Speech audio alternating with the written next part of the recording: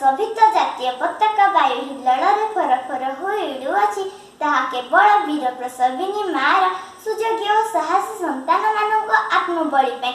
ମୁଁ ଆଜି ସେହି ସ୍ୱଦେଶ ବଶ୍ୟଲ ତ୍ୟାଗୀ ବୀରନେତାମାନଙ୍କୁ ଭକ୍ତିପୂର୍ଣ୍ଣ ଶ୍ରଦ୍ଧାଞ୍ଜଳି ଜ୍ଞାପନ କରି ଆରମ୍ଭ କରୁଛି ମୋର ଅଭିଭାଷଣ। କୁହାଯାଏ ଯାହା ନାହିଁ ଭାରତେ ତାହା ନାହିଁ ଜଗତେ।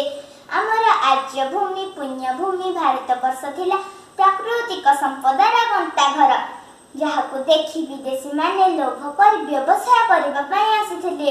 ଲୋକମାନଙ୍କ ଭିତରେ ଥିବା ଏକତାର ଅଭାବର ସୁଯୋଗ ନେଇ ଭାରତର ଶାସନଭାରକୁ ନିଜ ହାତକୁ ନେଲେ।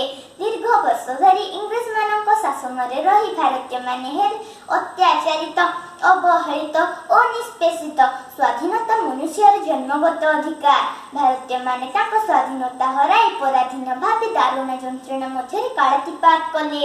ସ୍ୱାଧୀନତା ପାଇବା ପାଇଁ ପ୍ରଥମେ 1857 ମସିହାରେ ସିପାହୀମାନେ ଇଂରେଜମାନଙ୍କ ବିରୋଧରେ ପ୍ରଥମେ ଆନ୍ଦୋଳନ ଆରମ୍ଭ କରିଥିଲେ।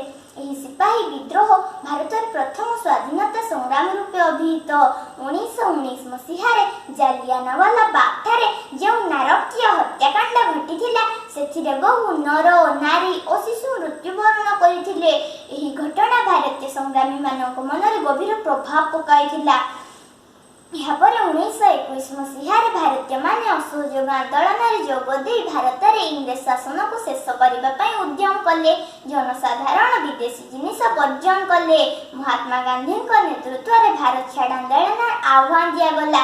ଏଥିରେ ଜବାହରଲାଲ ନେହେରୁ, ସୁଭାଷ ଚନ୍ଦ୍ର ବୋଷ, ସର୍ଦ୍ଦାର ବଲ୍ଲଭଭାଇ ପଟେଲ, ବାଳ ଗଙ୍ଗାଧର ତିଲକ ଆଦି ବଳିଷ୍ଠ ନେତୃତ୍ୱ ଓ ଗାନ୍ଧୀଜୀଙ୍କ ସତ୍ୟହିଂସା ନୀତି ଯୋଗୁଁ 1947 ମସିହା ଅଗଷ୍ଟ 15 ତାରିଖ ଦିନ ଆମ ଦେଶ ସ୍ୱାଧୀନତାର ପହିଲି କିରଣ ଦେଖିଲା। ସେହି ଦିନ ଠାରୁ ଆମେ ପ୍ରତିବର୍ଷ ଅଗଷ୍ଟ 15 ତାରିଖକୁ ସ୍ୱାଧୀନତା ଦିବସ ରୂପେ ପାଳନ କରି ଆସୁଛୁ। ଆଜି ବିଶ୍ୱ ଏବଂ ବିଶ୍ୱବାସୀ କରୋନା ଭଳି ଏକ ମହାମାରୀ ସହିତ ଲଢ଼େଇ କରୁଛନ୍ତି। ଆଜି ଆମେ ଏହି ସ୍ୱାଧୀନତା ଦିବସ ପରିପ୍ରେକ୍ଷୀରେ ଶପଥ ନେବା, ହାତ ଧୋଇବା, ସର୍ବସାଧାରଣରେ ସାମାଜିକ ଦୂରତା ବଜାୟ ରଖିବା, ମାସ୍କ ପିନ୍ଧି ବାହାରକୁ ଯିବା। ତାହେଲେ ଆମେ ନିଶ୍ଚିତ କରୋନା ଠାରୁ ସ୍ୱାଧୀନତା ପାଇପାରିବା ଏବଂ ଭାରତର ସ୍ୱାଧୀନତାକୁ ବଜାୟ ରଖିବା। ମୁଁ ଏତିକି କହି ମୋର ବକ୍ତବ୍ୟ ଶେଷ କରୁଛି। ଜୟ ହିନ୍ଦ, ବନ୍ଦେ ମାତରମ୍, ଭାରତ ମାତା କି ଜୟ।